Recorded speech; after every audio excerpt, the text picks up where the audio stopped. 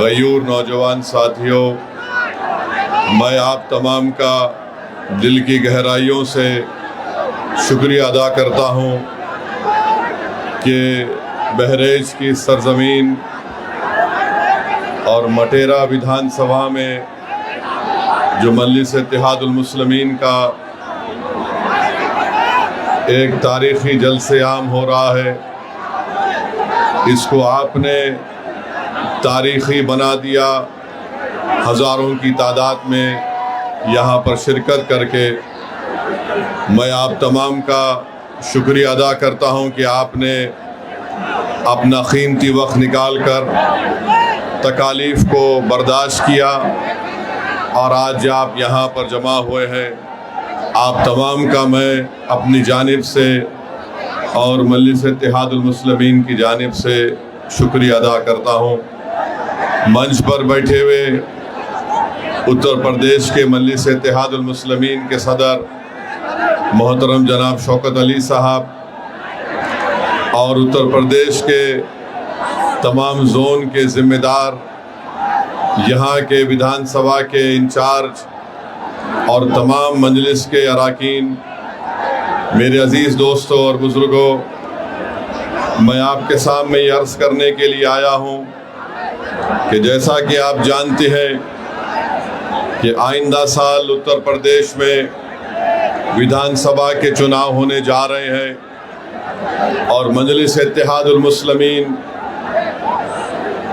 हमेशा ये कोशिश करती आई है कि जहाँ पर कमज़ोरों की एक सियासी ताकत को मजबूत किया जाए।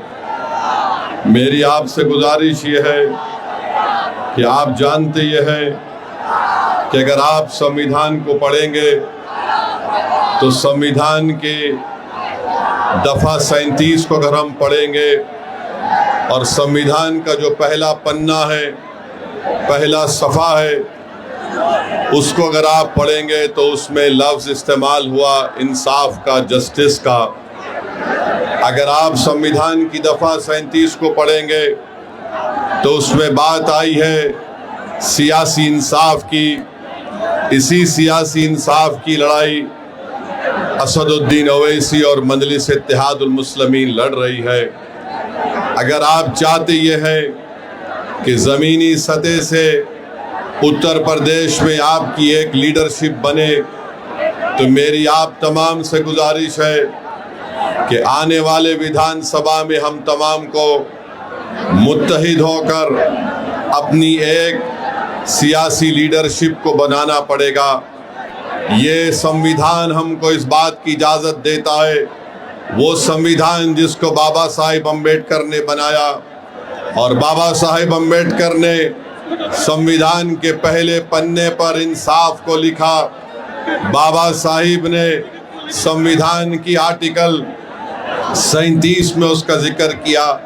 यही लड़ाई आज शौकत अली की क़ियादत में उत्तर प्रदेश में मजलिस इत्तेहादुल मुस्लिमीन बरसों से लड़ती आ रही है। मेरे अजीज़ दोस्तों और बुज़ुर्गों, मैं आपको ये बताना ज़रूरी समझता हूँ कि अगर हम समाजी और माशी इंसाफ को हासिल करना चाहते हैं तो पहले सियासी इंसाफ होना चाहिए। आज आप जानते हैं कि जब तक हम अपने नुमाइंदों को कामयाब नहीं करेंगे जो उत्तर प्रदेश की विधानसभा में जाकर आपकी बेबाक आवाज़ बने, आपके मसाइल की तर्जुमानी कर सके, आपके लिए हक़ की लड़ाई लड़ सके, याद रखिए कोई उठकर ये कह सकता है कि ओवैसी क्या तुम नहीं देखते कि उत्तर प्रदेश के विधानसभा में बड़ी बड़ी पार्टियों के मुसलमान और दलित विधायक जीत कर जाती हैं। मेरे अजीज़ दोस्तों और बुज़ुर्गों, मुझे यहाँ पर मान्यवर कांशीराम याद आते हैं। जब कांशीराम साहब से भी ये सवाल किया गया था तो मान्यवर कांशीराम ने कहा था ये जीत के ज़रूर जाती हैं मगर ये चमचों का रोल अदा करते हैं। तो मैं आपसे अपील कर रहा हूँ कि आप मुत्तहिदा तौर पर अपने वोट का सही इस्तेमाल अपनी एक सियासी लीडरशिप को मजबूत करने के लिए कीजिए। यकीनन इंशाअल्लाह ताला हमारी भी कोशिश होगी कि दोबारा यहाँ पर बीजेपी की सरकार उत्तर प्रदेश में ना बने। मगर याद रखिए, इस बात को याद रखिए कि ये जिम्मेदारी सिर्फ मुस्लिम अक़लियत के कंधों पर रखी नहीं जा सकती है। अगर कोई बीजेपी को रोकना चाहता है, अगर कोई दोबारा बीजेपी को सत्ता में आने को रोकने की ये कोशिश करता है, तो मैं यहाँ पर खड़े होकर कह रहा हूँ कि मजलिस इत्तेहादुल मुस्लिमीन उनका साथ देने के लिए तैयार है। अगर इज्जत के साथ बातचीत होगी, हिस्सेदारी की बातचीत होगी, तो मजलिस और ओवैसी तैयार है। मगर अगर तुम बीजेपी को रोकने के नाम पर मुझसे और मटेरा की जनता से कहोगे कि तुमको दरी बिछाना पड़ेगा, अब दरी नहीं बिछाई जाएगी, अब हिस्सेदारी और बराबरी की लड़ाई होगी इंशाअल्लाह ताला। तो मेरे अजीज दोस्तों और बुजुर्गों, आप जानते हैं कि बीजेपी की सरकार में चाहे उत्तर प्रदेश हो या जिस किसी भी भारत का स्टेट हो जहां पर बीजेपी की सरकार है, हम वहां पर देखते हैं कि बुलडोजर से किसका घर तोड़ा जाता है। हम जानते हैं कि किसके किस्मत में एनकाउंटर लिखी हुई है। हम जानते हैं कि किस समुदाय के नौजवानों की जवानी को जेल में डालकर बर्बाद कर दिया जा रहा है। हम जानते हैं कि अगर कोई नौजवान बच्चे कश्ती पर रोजा खोलते हैं तो उनको 40 दिन जेल में गुजारना पड़ता है। मेरे अजीज दोस्तों और बुजुर्गों, यही नाइंसाफी के खिलाफ मजलिस और ओवैसी लड़ती है। इसीलिए आज हम पर इल्जाम लगा दिया जाता है। अरे इल्जाम लगाने वालों, तुम जितना इल्जाम लगा सकते लगा लो, मगर हम अपनी लड़ाई से पीछे हटने वाले नहीं हैं। जब तक भारत का संविधान जिसको बाबा साहिब अम्बेडकर ने लिखा, उस संविधान में जो बाबा साहिब अम्बेडकर ने जिन बातों का जिक्र किया कि पॉलिटिकल जस्टिस को हासिल करना है, इंशाअल्लाह ताला असदुद्दीन ओवैसी की जिंदगी जब तक अल्लाह मुझे जिंदा रखेगा, हम इस लड़ाई को जारी रखेंगे। और मैं आपको बताना चाह रहा हूं कि यहाँ पर उत्तर प्रदेश में आप देखते हैं कि एनकाउंटर के नाम पर कई मासूम लोगों को तकलीफ दी जाती है। मीडिया ने रिपोर्ट किया कि 17,000 एनकाउंटर हुए। बताइए, संविधान रूल ऑफ लॉ की बात करता है, संविधान रूल बाय गन की बात नहीं करता। संविधान के बरखिलाफ अगर कोई काम करता है तो ये अनकॉन्स्टिट्यूशनल है। ये मैं नहीं बल्कि सुप्रीम कोर्ट के जज ने कहा कि उत्तर प्रदेश में समानता व्यवस्था है। इलाहाबाद हाई कोर्ट के जज जनाब विनोद साहब ने बात कही है। 19 मार्च को मंसूर अहमद को पकड़ लिया गया, पुलिस कस्टडी में रखकर जुल्म किया गया, NSA लगा दिया गया। इलाहाबाद हाई कोर्ट ने फैसला दिया कि मंसूर अहमद को 2 लाख रुपए पुलिस के उस ओहदेदार को देना पड़ेगा। उत्तर प्रदेश के मुख्यमंत्री को मैं थोड़ा बताना चाह रहा हूं कि वो बार बार हर चीज में कहते हैं कि माता है। उत्तर प्रदेश के मुख्यमंत्री, मैं आपको बताना चाह रहा हूं, शायद आप पढ़ना लिखना नहीं जानते हैं। संविधान की दफा 48 को उठाकर पढ़ लीजिए मुख्यमंत्री। वो क्या कहती है संविधान की दफा 48? राष्ट्रीय कामधेनु आयोग, राष्ट्रीय गोकुल मिशन क्या है? अगर ये सब है तो फिर अगर आप जो बात कह रहे हैं तो क्या बीजेपी के लोग जो सत्ता में वो इंसान नहीं है, क्या बायोलॉजिकल है? मेरे अजीज दोस्तों और बुजुर्गों, जो मुस्लिम अक़लियत को निशाना बनाते हैं, मैं उनसे पूछना चाह रहा हूं, क्या उत्तर प्रदेश पूरे भारत का सबसे बड़ा बीफ का एक्सपोर्टर नहीं बन गया? 40 से 60% बीफ का एक्सपोर्ट उत्तर प्रदेश से होता है। और मुख्यमंत्री इस पर खामोश हो जाते हैं। मैं आपको बताते हुए तकलीफ महसूस करता हूं कि संभल में मुस्तफा कादरी मस्जिद को गवर्नमेंट की जमीन कहकर शहीद कर दिया गया और वहीं पर वाराणसी में असगैब शाहिद मस्जिद को शहीद कर दिया गया रेलवे लाइन कहकर। और उत्तर प्रदेश में संभल की मस्जिद को जब तोड़ दिया गया तो मस्जिद से पुलिस ने बताया कि वहां से पोस्टर निकले जिस पर लिखा हुआ था आई लव मोहम्मद। मैं बताना चाह रहा हूं कि दुनिया के जितने मुसलमान हैं उन तमाम का ईमान यह है कि हम मोहम्मद सल्लल्लाहु अलैहि वसल्लम से मोहब्बत करने वाले हैं। हमारा ईमान ही मुकम्मल नहीं होता जब तक हम मोहम्मद सल्लल्लाहु अलैहि वसल्लम से मोहब्बत नहीं करते हैं। अगर कोई उत्तर प्रदेश की सरकार ये समझ रही है कि पोस्टर दिखाकर आई लव मोहम्मद के दिखाकर आप उत्तर प्रदेश या भारत के मुसलमानों से मोहम्मद सल्लल्लाहु अलैहि वसल्लम की मोहब्बत को कम कर सकते, हम मर जाएंगे मगर हमारे मरते वक्त भी हमारी जबान पर होगा अशहदु अल्ला इलाहा इल्लल्लाह व अशहदु अन्ना मुहम्मद रसूलुल्लाह। अरे पोस्टर दिखाने से मोहब्बत कम नहीं होगी। तुमने हम पर एक बहुत बड़ा एहसान कर दिया। जिन पुलिस के ओहदेदारों ने मोहम्मद आई लव मोहम्मद का पोस्टर दिखा दिया, हम पुकार कर कहेंगे कि अल्लाह तू गवाह और शाहिद रहना कि हमारे तेरे घर से हमने तेरे हबीब मोहम्मद सल्लल्लाहु अलैहि वसल्लम के मोहब्बत का जिक्र किया। अरे क्या करना चाहते हो तुम लोग? भारत के संविधान में आर्टिकल 25 है, फ्रीडम ऑफ रिलीजन है, मुझे अपने मजहब पर चलने की आजादी है। और शेख मुजद्दिद अल-फैतानी रहमतुल्लाह अलैह ने कहा था कि मैं मुसलमान इसलिए हूँ क्योंकि मोहम्मद रसूलुल्लाह सल्लल्लाहु अलैहि वसल्लम ने मुझे इस्लाम सिखाया। तो ये जुल्म हो रहा है मेरे अजीज दोस्तों और बुजुर्गों, मेरे अजीज दोस्तों और बुजुर्गों।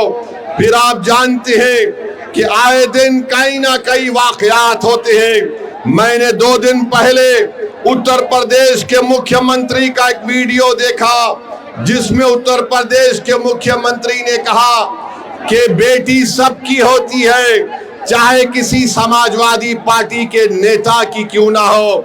हम उत्तर प्रदेश के मुख्यमंत्री से कहना चाह रहे, अगर समाजवादी पार्टी के नेता की बेटी को आप बेटी समझते हैं तो मुजफ्फरनगर कांड में ऐसे कई मुस्लिम महिलाओं की रेप हुआ था, अस्मत रेजी हुई थी, बलात्कार हुआ था। क्या उत्तर प्रदेश के मुख्यमंत्री उन 6 मुस्लिम महिलाओं को जिनको अभी तक इंसाफ नहीं मिला, क्या उनको अपनी बेटी समझकर वो उनको इंसाफ दिलाएंगे?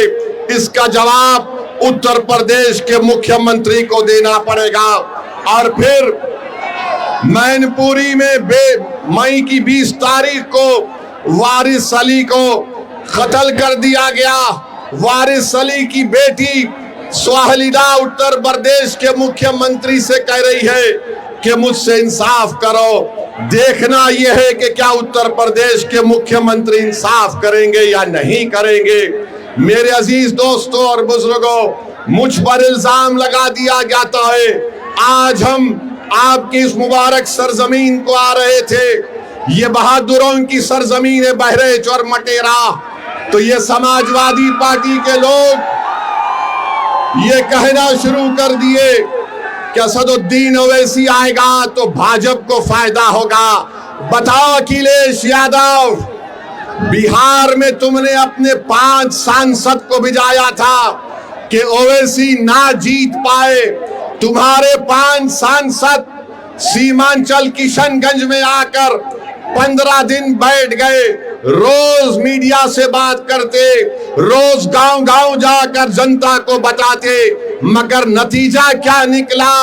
जिन 4 विधायक को अखिलेश यादव के भाई तेजस्वी यादव ने मंजलिस से तोड़ लिया था। सीमांचल की जनता को लाखों सलाम, उन्होंने अखिलेश यादव की इस नापाक मंसूबे को नाकाम कर दिया और मंजलिस के 5 विधायक को दोबारा कामयाब कर दिया। हम यहां पर आ रहे और फिर शुरू हो गए बी टीम है।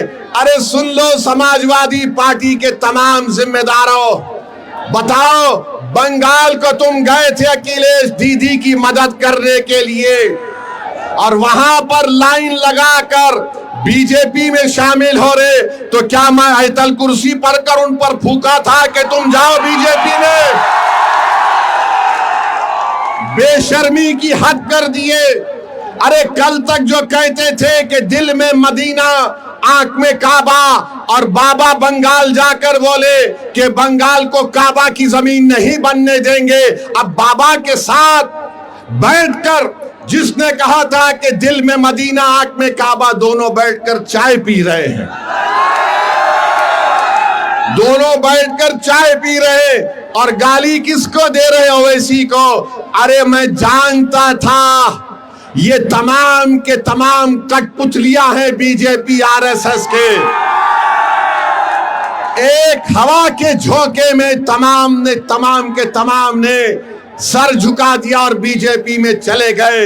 अरे तुमने हमारे विधायक को तोड़ा, बिहार में हम दोबारा जीत कर आए। मैं उत्तर प्रदेश की जनता से अपील कर रहा हूं, बहरेच और मटेरा की जनता से अपील कर रहा हूं, आप मजलिस का साथ दीजिए। हम मर जाना पसंद करेंगे मगर अपने ईमान को और आपकी मोहब्बत का सौदा नहीं करेंगे फिरका परस्त आरएसएस की ताकतों के सामने। इल्जाम हम पर लगाया जाता है मगर कारनामे कोई और करता है। बताओ अखिलेश यादव जो ममता बनर्जी के 20 एमपी चले गए, क्यों गए वो? उनको कोई कुछ नहीं बोलता। और असदुद्दीन ओवैसी आपके हक के लिए, आपकी सियासी लीडरशिप के लिए आ रहा है, तो इन सबको डर लगता है। डरना पड़ेगा तुमको, आप डरना पड़ेगा, क्योंकि ये नौजवान अब जाग चुका है। इन नौजवानों ने ठान ली है कि इंशाअल्लाह ताला अब के बार उत्तर प्रदेश में इनके इत्तेहाद का एक इनकलाब बर्पा होगा। इनके इत्तेहाद से इनकी लीडरशिप पैदा होगी, इनकी मेहनत से इंशाअल्लाह ताला आपके नुमाइंदे उत्तर प्रदेश के विधानसभा में जाएंगे।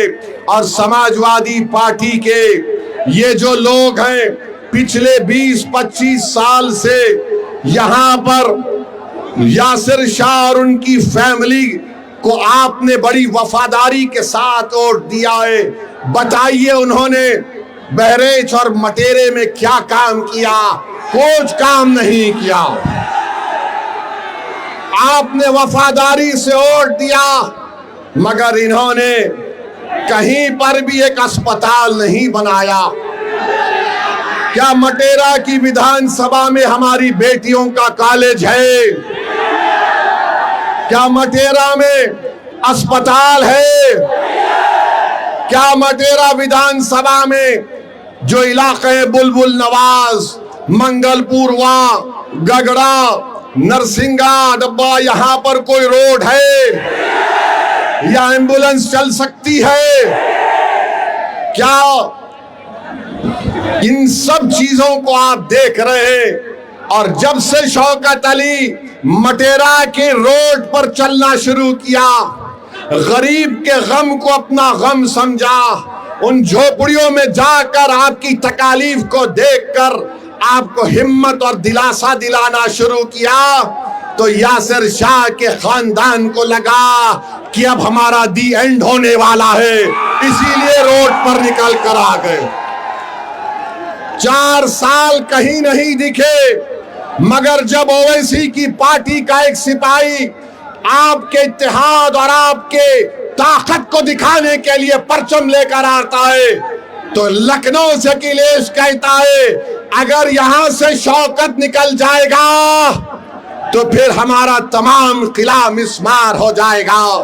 तो मैं आपसे अपील कर रहा हूं कि 4 साल में यासिर शाह का परिवार नहीं दिखा मटेरे में। आज मजलिस आई तो गांव गांव जा रही हमारी बहन, गांव गांव को जा रही है।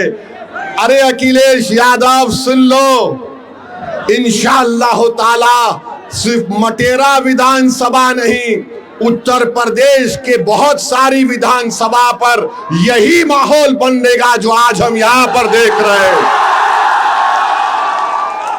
तो मेरे अजीज दोस्तों और बुजुर्गों, मैं आप तमाम से एक बात की इजाजत लेकर इस बात का ऐलान करना चाहता हूं कि आने वाले विधानसभा में क्या मैं शौकत अली को यहां से आपका कैंडिडेट घोषित करूं?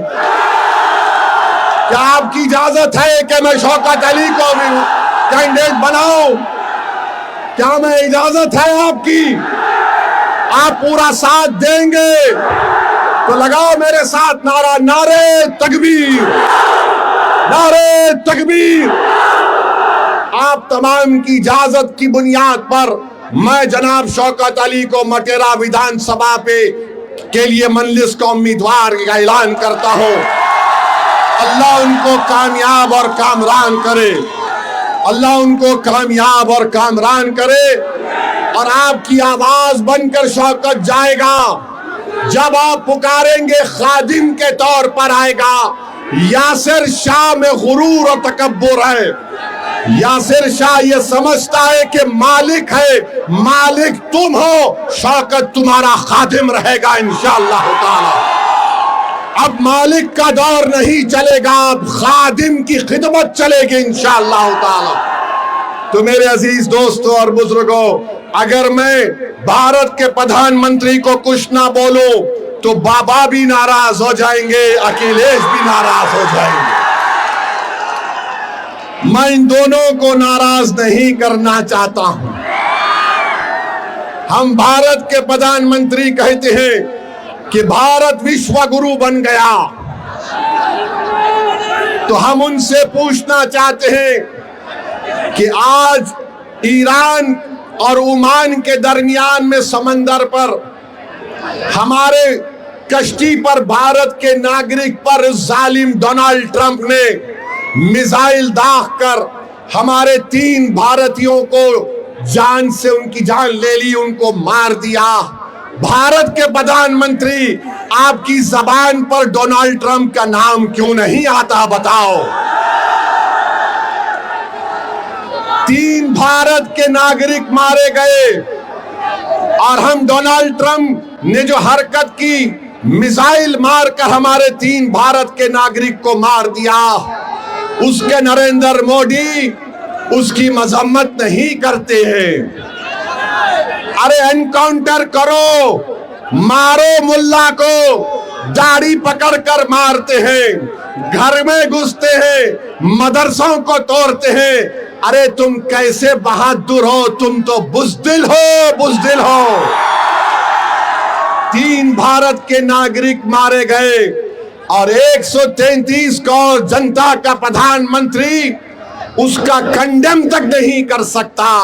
और अफसोस की बात यह है कि एक हमारे सीफेरर की लाश, एक हमारे सीफेरर की लाश 2 दिन से वहां पर रखी हुई है। उस कश्ती का कैप्टन वीडियो बनाकर हम तमाम से अपील कर रहा है कि बताओ इस देश के प्रधानमंत्री को इसकी लाश कम से कम उसके घर को पहुंचा दो, इसके घर को पहुंचा दो। बताओ मेरे अजीज दोस्तों और बुजुर्गों, सिर्फ ताकत आजमाते हैं मजलूमों पर, कमजोरों पर, मगर ट्रंप क्या तुम्हारे पप्पा है? एक जालिम है वो।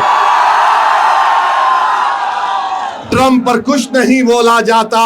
ऐसा लगता है कि मोदी जी से जब बोलेंगे अरे ट्रंप को बोलो, ट्रंप ही और नेतन्याहू ने मिलकर इस जंग का आगाज किया है।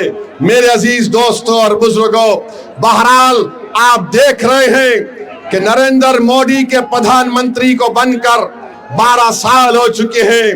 कीमती आसमानों को छू रही है, गरीबों के गैस के सिलेंडर कम कर दिए गए, आज हम कर्जों में डूब रहे हैं। बहरहाल मेरे अजीज दोस्तों और बुजुर्गों, मैं यही चंद बातें आपके पास रखने के लिए आया हूं और इंशाअल्लाह ताला आता रहूंगा। यहां से आपकी इजाजत पर, आपकी मंजूरी पर हमने शौकत अली को अपना कैंडिडेट का ऐलान किया और मैं आपसे वादा कर रहा हूं कि इंशाअल्लाह ताला मटेरे में, बहरेच में और पूरे उत्तर प्रदेश में हम अपनी इत्तेहाद की ताकत पर पूरा गेम बदल देंगे, पूरा गेम बदल देंगे इंशाअल्लाह ताला। और अपने सेल फोन की लाइट खोल कर दिखा दो कि अब के बार उत्तर प्रदेश में मजलिस का परचम लहराएगा इंशाअल्लाह ताला। पूरी सेल फोन की लाइट खोल कर बता दो, सारे उत्तर प्रदेश और भारत को मालूम हो जाए कि बुलडोजर से नहीं डरने वाले, एनकाउंटर से नहीं डरने वाले, आई लव मोहम्मद बोलने से नहीं डरने वाले हम तमाम हैं। नारे तकबीर। अस्सलाम वालेकुम व रहमतुल्लाहि व बरकातहू।